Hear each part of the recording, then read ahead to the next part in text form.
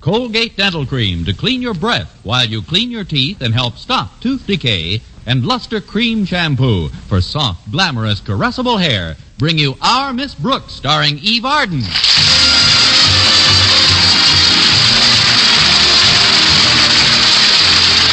time once again for another comedy episode of Our Miss Brooks under the direction of Al Lewis. Well, the season for colds is just about over. But our Miss Brooks, who teaches English at Madison High School, managed to have one that hung on all last week. The cold didn't bother me as much as the fact that it put me a full week behind in the pursuit of my favorite extracurricular activity, a biology teacher named Philip Boynton. For while I was steaming myself with an inhalator, Mr. Boynton was being steamed by another female English teacher, one Daisy Enright. And as far as I'm concerned, one Daisy Enright is one too many. But by last Friday morning, the cold at least was licked. And as I sat down to breakfast with my landlady, she complimented me on my appearance. You look fine, Connie, the picture of health. You really have the bloom of youth in your cheeks. Oh, thanks, Mrs. Davis. I feel a lot better. But these rosy cheeks aren't all the bloom of youth. There's just too much starch in the face towels. Sorry, dear. I'll limpen them out a bit. Yes, they could use a little limpening. Now go ahead and drink your juice, dear. We can talk later. What kind of juice is this, Mrs. Davis? It's a combination. I take the juice of an orange, some lemons, and a grapefruit, and then I whip them all together. But this color, why is it so red? I guess maybe I whipped them too hard. No, I know what it is. This morning I added some tomato juice. Tomato juice? I figured I might as well use it up. There wasn't enough to pour on my farina anyway. It's very healthy, Connie. Now go ahead, get it down. That isn't the big trick. Which reminds me, have you planned dinner for tonight? Not yet, Connie. Good. I wonder if you'd do me a big favor. I'd like to, Connie, but I'm rather short this week myself, and it isn't money this time. I just thought it'd be nice if you went over to your sister Angela's house for dinner. You see, Mr. Boynton has invited me to a barbecue. He has? Where, Connie? Here in our backyard. He knows we've got a portable barbecue wagon, but in return for the use of our grounds and equipment, he's consented to let me furnish the food also. How very generous of him. But I suppose you want me to visit my sister so that you can be alone with Mr. Boynton. You've guessed my secret, Mrs. Davis. I haven't had one date with him all week long. And he's seen Miss Enright 3 times. Well, she's nothing to worry about, Connie. My goodness, no normal man would look at her cross-eyed. And believe me, that's the best way to look at her. But you know, Mrs. Davis, she's insidious. She has a way of clinging to a man like a piece of lint. Well, I'm sure Mr. Boynton will brush her off when he's spent the evening alone with you, Connie. I'll call Angela on the phone and tell her I'm coming over tonight. Oh, thanks, Mrs. Davis. I knew you'd come through for me. By the way, how did you make this date with Mr. Boynton? Last night. He called just after midnight. Oh, isn't that rather late for him? Oh, he apologized for calling at such an hour, but he had taken Miss Enright to a movie, and after he took her home, he felt awfully restless. Just couldn't sleep, he said. What movie did they see? Vaughn Monroe in Singing Guns. Mr. Boynton said the picture was fine, but every time he dozed off, the guns stopped singing and Vaughn Monroe started. Well, let's hope tonight is the start of a new Mr. Boynton. Romantically speaking, that is. Mm-hmm. With the two of you alone in the backyard, sitting under the moon. Who knows what primitive instincts may stir in him? Perhaps you're right. I remember last year about this time we were sitting in the yard and the moon was very full. Yes, Connie. The stars were out, too, millions of them. And as a soft breeze rippled through my hair, Mr. Boynton turned and looked right into my face. And what did he say, Connie? He said, "Isn't this a keen night for trapping gophers?"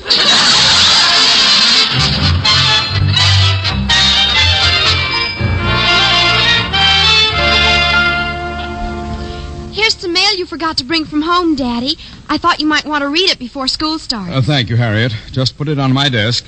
right behind the little neon sign that says Osgood Conklin, Principal.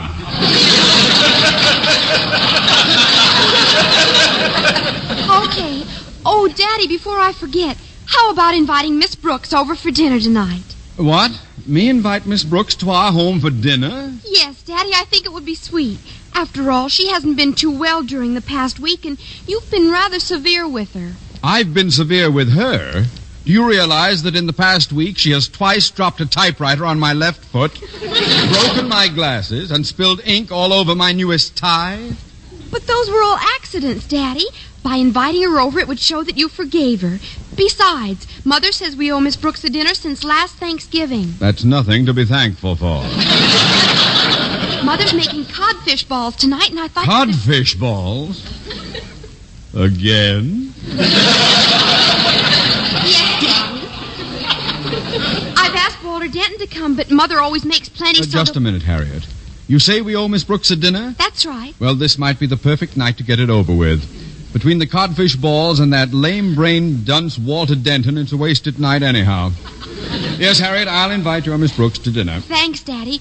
But I wish you didn't feel that way Don't mention his name again. Now, tell me, has Miss Brooks arrived at school yet? That's a timely question, Daddy. She's just coming up the walk. I can see her through your window. Good. Now you run along, child. I'll attend to everything. All right, Daddy. See you during lunch period. Codfish balls. Now, let's see.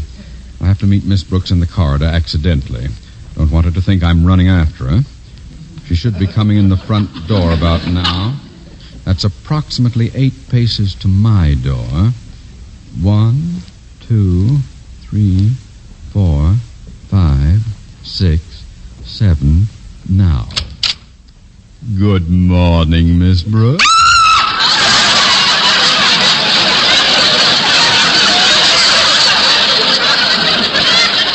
Oh, Mr. Conklin, forgive me for screaming. I thought you were leaping at my throat. What an odd notion. Yes, well, let's not dwell on it.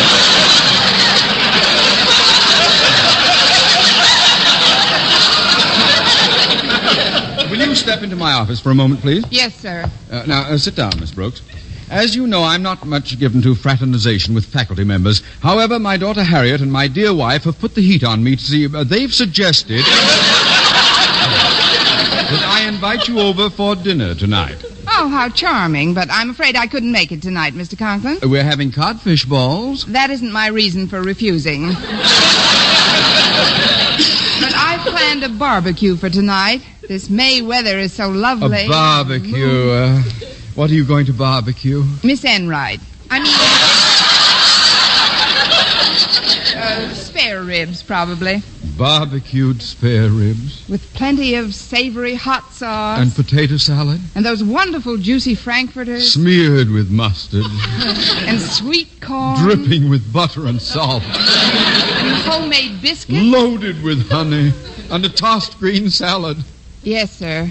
Now, if you'll excuse me, Mr. Conklin. Where are you going? To the infirmary. I've made a pig of myself.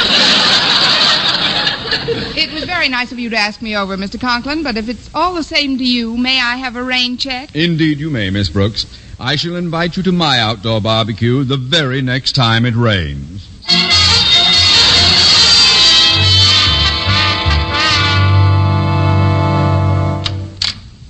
Excuse me, Mr. Boynton, but I'd like to talk to you for a moment before your first class. Oh, come in, Miss Brooks. I was just grooming one of my guinea pigs. Had to cut his nails and comb his hair. Why don't you just let his nails grow? Then he could comb his own hair. I just stopped in to confirm our date for tonight. The backyard is all ours. Tonight? Don't you mean tomorrow night, Miss Brooks? Well, no. When you spoke to me on the phone last night, you said tomorrow night, which means tonight. Oh, but I've got a tentative appointment with Miss Enright for tonight. You see, it was after midnight when I called you last night, and I was thinking of it as being today. So when I said tomorrow night, I meant tomorrow night from today, not tonight. Put a zither behind that, and you could open at Grauman's Chinese. Look, Mr. Boynton, just between you and me and Miss Enright, don't you think you've been seeing enough of the lamppost lately? I mean, you know what I mean. Well, if you mean I've been seeing Miss Enright too much, it hasn't been my idea at all. It started when you and I had a date last Tuesday night. Miss Enright came to me Monday and told me I might as well forget about it. She said she had an idea you were going to catch a cold. She had an idea I was going to catch a cold? Well, she mentioned something about transferring a student to your class who had a very bad cold. How do you like that germ warfare? Well, you'll just have to postpone, Miss Enright, I'm afraid. I've made all arrangements to hold our barbecue tonight. Well, it isn't the gentlemanly thing to do, but if you insist, I'll put her off. I insist. Shove her off. What time can I expect you, Mr. Boynton? Well, it doesn't do to start too early. That is to say, it's more fun when it's dark out. Now you're talking. The fire looks so much prettier at night. I love cooking out of doors. I used to be a Boy Scout, you know. What do you mean used to be?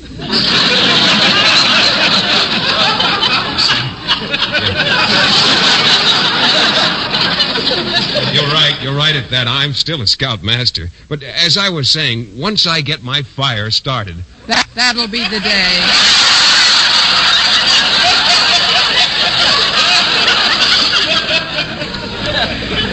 I'm sorry, Mr. Boynton. Please continue. Well, I cook my ribs first, then I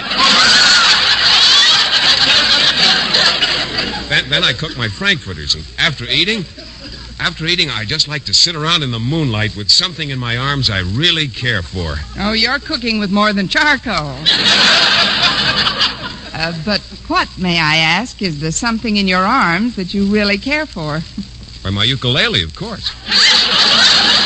Of course. The better to slug the gophers with, my dear.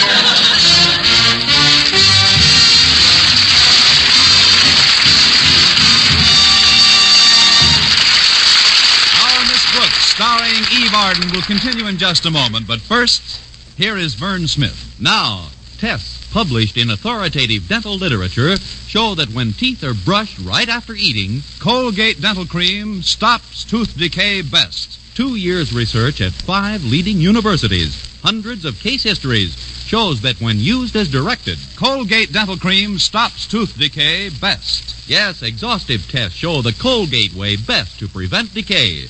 Better than any other home method of oral hygiene known today. Based on both clinical and X-ray examinations, the Colgate way stopped more decay for more people than ever before reported in all dentifrice history. Even more important, there were no new cavities whatever for more than 1 out of 3 who used Colgate Dental Cream as directed. Think of it, not even one new cavity in 2 full years. No other dentifrice, paste or powder, ammoniated or not. No other dentifrice has proof of such results. The best results ever reported for a dentifrice of any type. So always use Colgate to clean your breath while you clean your teeth. And remember, when you follow the Colgate way, Colgate Dental Cream stops tooth decay best. Well, when lunch period arrived, Mr. Boynton had to stay in his lab and groom some more guinea pigs. So I headed for the school cafeteria by myself. It was pretty crowded when I got there, but fortunately Walter Denton had saved a place for me at a corner table. I set my tray on it and sat down. There we are. Very nice of you to keep this place for me, Walter. Glad to have incurred your pleasure, old Cleveland. I count the day well spent, during which, by some slight act of thoughtfulness... Thanks very much. Yes, in fact, my cup of joy is running over... Walter, quick, get a napkin. Oh, what happened? Your cup of joy was joined by my cup of soup. Luckily, I got out of the way in time. Oh, here, I'll mop up the table. Oh, I'm sorry, Miss Brooks. I guess the spring weather's making me more poetic than usual. And besides, my romantic affairs have taken a rather surprising turn. Good for you, Walter. Now, if you'll excuse me, I'd like to eat what's left of this soup. Now, go right ahead, Miss Brooks. But while you do, I've got a problem to thrash out. I simply cannot understand Mr. Conklin. Give that boy a brand new Hudson. He's an enigma, Miss Brooks. You take the night before last, for instance. I was sitting on the porch of his house with his daughter Harriet. About 10 o'clock, he came out for a smoke and caught me holding her hand. What did he do? Well, all I can say is I wish I'd been holding his foot instead of her hand. Yeah, he almost kicked me down the porch steps. Almost. Fortunately, I dove over the side. But today, Harry had invited me over for dinner. Well, that's no problem. Take your diving helmet and go. You know, I never could understand Mr. Conklin's antipathy towards me, but today he didn't seem so bad. In fact, when I met him in the hall and told him I was having dinner at his home, he was practically civil to me. And Oh, but here I am babbling about me, and I haven't even asked about your recent ailment. Are you all over your cold? Yes, Walter, I am. Oh, good. Colds can lead into dangerous things. Oh, I know. Laryngitis, bronchial trouble, Miss Enright. Oh, no, I get it. While you were sick, she had a couple of dates with Mr. Boynton, huh? She had 3, but who counts? No, don't get me wrong, Walter. Miss Enright's a very fine English teacher, and as a fellow faculty member, she's entitled to go out with whomever she pleases. It's none of my business. Until she goes from English to biology. Now, Walter. No, I don't blame you for getting annoyed, Miss Brooks. Miss Enright's pretty corny when the way she flirts. Well, now that you mentioned it, I can only say she's about as square as they come. The device she employed yesterday proves that.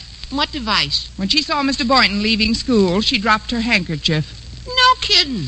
But why should that get you so sore, Miss Brooks? It landed right on top of mine.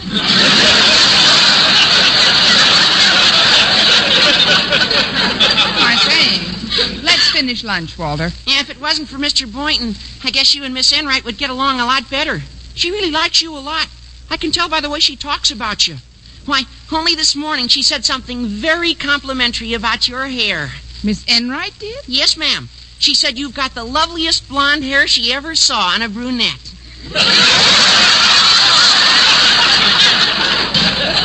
Oh, she did? Yeah. And then she said her hair was absolutely natural. That's very true, Walter. It's one of the most natural wigs I've ever seen.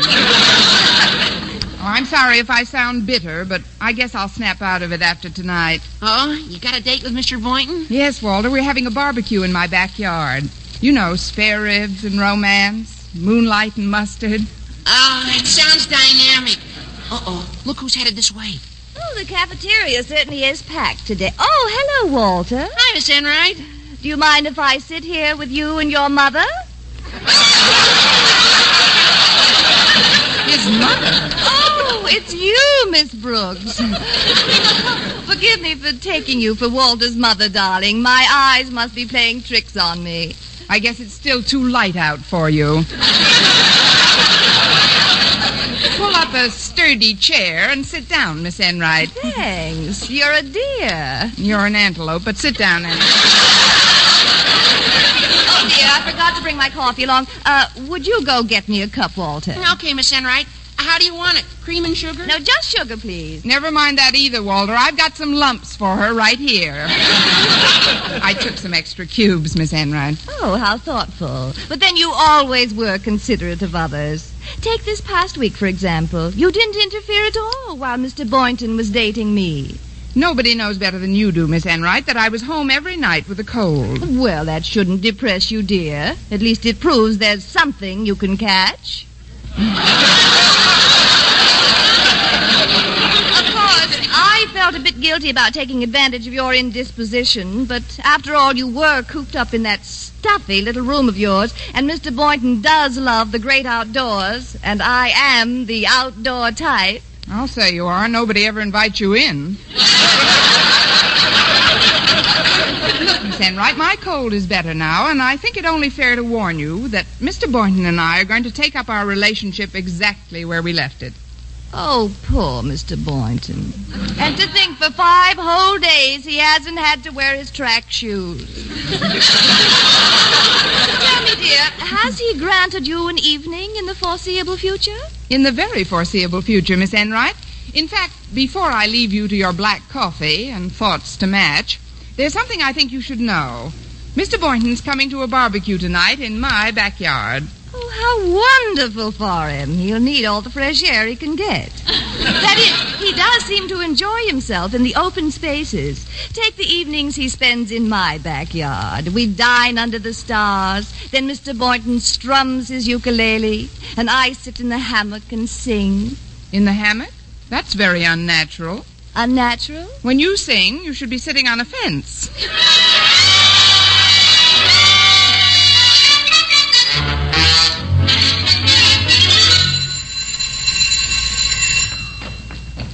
Walter! Oh, Walter Denton! Oh, hi, Harriet. Gosh, I thought school would never end today. You want me to take you home? We might as well spend the afternoon there if we're going to have dinner with your folks. I'm afraid that's all off, Walter. There isn't anything to eat at our house. What? It seems Daddy went home for lunch, and Mother asked him to fix the vacuum cleaner. Well, he fixed it all right, only he did it in the kitchen. I don't quite follow you, my sweet. Mother had everything for dinner laid out on top of the stove, and before Daddy knew it was fixed, the vacuum sucked up all the codfish balls. Are you sure that was an accident? Who can tell? Daddy never was very fond of codfish. But Mother was so upset she just picked up and went over to Grandmother's for the rest of the day. We're on our own as far as dinner's concerned. Gee, that's too bad, Harriet. Wait a minute. If I can't be your guest tonight, how would you like to be mine? Walter, that sounds just like a proposal. What does? Oh, how would you like to be mine? No, I meant, how would you like to be mine for dinner? You understand, my guest for dinner, I meant. But, Walter, you can't afford to take me to a restaurant. Oh, you're very right, lovely one. But I won't have to take you to a restaurant. I'll take you to a dandy-free outdoor barbecue. Where? At Miss Brooks' place. She's having Mr. Boynton over for dinner. But won't they want to be alone? Well, she'll want to be alone, but you know how bashful he is. As soon as he's in the presence of a member of the opposite sex, he just dummies up. Now, we'll be doing Miss Brooks a favor to go. Oh, don't you see, Harriet? We'll save her hours of groundwork trying to warm him up. But we haven't been invited, Walter. What's that got to do with anything? Look, we'll only stay until we've got the ball rolling. We'll leave as soon as Mr. Boynton is nice and relaxed. And we're full of ribs and frankfurters.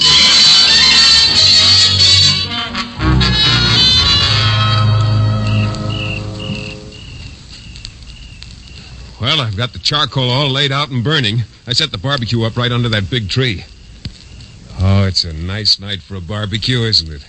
It's a nice night for anything. You know, Miss Brooks, seeing you here so close with the shadows playing softly about your face, the moon shining on your hair as the firelight dances in your eyes, you'd be amazed at the thought that occurs to me. No, I wouldn't. Where are the gopher traps?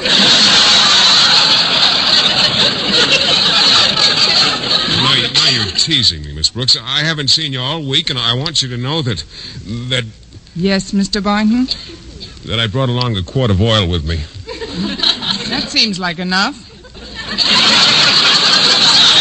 Kind of oil. It's a special brand for making the charcoal burn faster. Well, what will they think of next? But before the oil, Mr. Boynton, you were saying? Well, I was saying that it's nice to be alone here, just you and I. Oh, it certainly is, Mr. Boynton. And we're really alone here. There's no way in or out of this yard except through that big wooden door in the fence. Which wooden door? That one. Excuse me a minute, Mr. Boynton. No, okay. I'll go put some ribs and franks on the grill. I can't imagine who this is. Hi, Miss Brooks, it's me. That's obvious. What do you want, Walter? I thought you were dining with the Conklins. We couldn't. Their vacuum cleaner sucked up the codfish balls. So I took the liberty of dropping in on you for some sustenance. Well, here's a quarter. Sustain yourself at the drugstore. Miss Brooks, I can't leave until my guest arrives. Your guest? Sure. I invited Harriet along. She's just checking with her dad. She'll be here any minute. Oh, fine. We just thought we'd get the party warmed up for you, Miss Brooks. You know, Mr. Boynton. For your information, Walter, before you knocked on that door, Mr. Boynton was coming to a slow boil. Okay, Miss. Oh, hello, Walter. Glad to see you. Oh, same here, Mr. B. Nothing like a few friendly faces to help a tay-to-tay along, eh, what? Oh, quiet. Oh, that must be Harriet. I'll open it. Hello, everybody. I'm sorry I'm late. That's all right. We played games till you got here. on in, Harriet. I'll go put some more ribs and stuff on the grill. Thanks, Mr. Boynton. Gee, this backyard of yours is adorable, Miss Brooks. Just a perfect setting for outdoor dining. Daddy'll get a big boot out of it. Yes, I'm sure that... Who will get it? Daddy! He didn't want to horn in, but when I told him how Walter and I were just planning to enhance your evening with Mr. Boynton, he consented to come. Your father is coming here tonight? That sounds like Daddy now. What can I put against that door? I'll get it, Miss Brooks. Good evening, Denton. Harriet. Welcome aboard, Mr. Conklin. Greetings, Daddy. Nice of you to ask me over, Miss Brooks. Did I? Come in, Mr. Conklin. Oh, in a moment. I took the liberty of bringing somebody with me. They gave me a lift over here, as a matter of fact. She's just parking the car. Charming person. But, Mr. Conklin, who else but me, darling? Miss Enright. Miss Enright. Well, let's not stand around the door. Let's go over by the barbecue. And dear Mr. Boynton. You, Mr. Boynton. Why, it's Miss Enright. Good evening, Mr. Boynton. Well, we're all here now, aren't we? You're all here. But Mr. Boynton and I are having dinner someplace else. Someplace else? But where, Miss Brooks? Where we can be alone, in the Conklin's vacuum cleaner.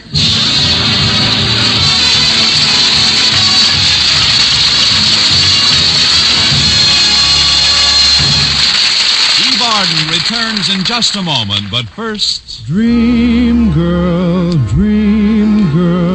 beautiful luster cream girl. Tonight, yes, tonight, show him how much lovelier your hair can look after a Luster Cream shampoo. Luster Cream, world's finest shampoo. No other shampoo in the world gives you Kay Daumit's magic blend of secret ingredients plus gentle lanolin. Better than a soap, better than a liquid. Luster Cream is a dainty cream shampoo. Leaves hair 3 ways lovelier. Fragrantly clean, free of loose dandruff, glistening with sheen, soft, manageable. Even in hardest water, Luster Cream lathers instantly. No special rinse needed after a Luster Cream shampoo. So gentle, Luster Cream is wonderful even for children's hair. Tonight, yes, tonight, try Luster Cream shampoo. Dream girl, beautiful luster cream girl. You owe your crowning glory to a luster cream shampoo. And now, once again, here is Eve Arden. Opportunity is an American word. To Americans, it has special meanings, like education for everyone.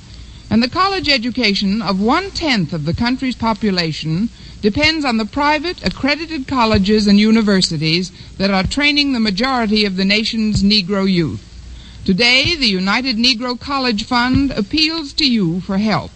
Your gift to the United Negro College Fund is your contribution to community progress and interracial goodwill. Next week, tune into another Our Miss Brooks show brought to you by Luster Cream Shampoo for soft, glamorous, caressable hair and Colgate Dental Cream to clean your breath while you clean your teeth and help stop tooth decay. Our Miss Brooks, starring Eve Arden, is produced by Larry Burns, written by Al Lewis, Joe Quillen, and Lester White, with the music of Wilbur Hatch under the direction of Maurice Carlton. Mr. Boynton is played by Jeff Chandler, Mr. Conklin by Gail Gordon. Others in tonight's cast were Jane Morgan, Dick Crenna, Gloria McMillan, and Mary Jane Croft.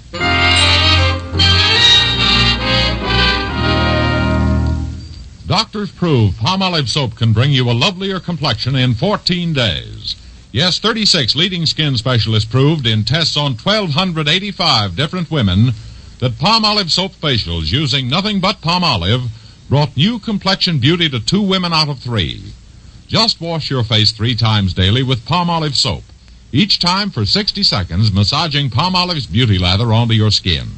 Then rinse. So start your Palmolive facials today. Remember, doctors prove Palmolive soap can bring you a lovelier complexion in 14 days. For mystery liberally sprinkled with laughs, listen to Mr. and Mrs. North, the exciting, fun-packed adventures of an amateur detective and his beautiful wife. Tune in Tuesday evening over most of these same stations. And be with us again next week at this same time for another comedy episode of Our Miss Brooks. Bob Lamont speaking.